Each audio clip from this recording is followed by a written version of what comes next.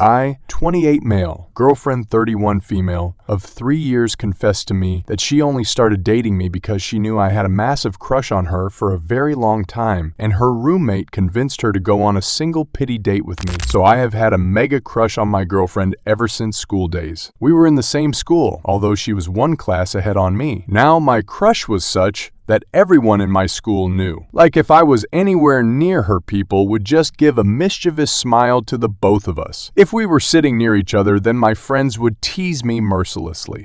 In short, it was impossible for her to not know about it, but I never had the courage to ask her out. After school, we moved to different parts of the world for our education, and we were not even Facebook friends. Anyways, around 3.5 years ago, I was attending the birthday celebrations of a friend when I saw her again. She was all right, only she had become even more gorgeous and badass. The friend whose birthday I was attending was a mutual friend from our school, and he of course knew about my crush. There were 2 or 3 more mutual friends there who also knew, and they kept encouraging me to go and talk to her. So I finally went up to her with my heart in mouth and had a small talk with her. She, of course, recognized me from school, and we had a nice talk, and then we exchanged numbers and socials. So with great trepidation, I did some light detective work to find out if she is single or not. To my great relief, I didn't find the presence of any guys in her feed, so my hopes went up a little. I reached out to her to hang out, fully expecting her to turn me down, but she accepted to my great surprise. So we hung out, and I found out that we have a lot in common, and then we decided for a next meetup.